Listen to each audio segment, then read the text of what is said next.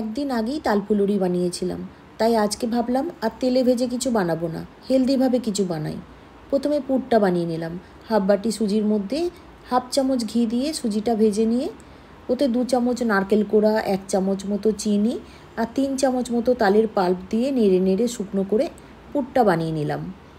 এটা শুধু খেতেও দারুণ লাগে, আবার এটাকে গোল গোল করে পাকিয়ে লাড্ডুও বানানো যায়। পুরটা ঠান্ডা করতে রেখে দিয়ে 2 হাতা আটার মধ্যে অল্প নুন আর যতটা তালের পাল্প লাগবে ততটা দিয়ে আটাটা মেখে নিলাম। এবার যে কড়াতে পুরটা বানিয়েছিলাম তাতে জল গরম করতে বসালাম।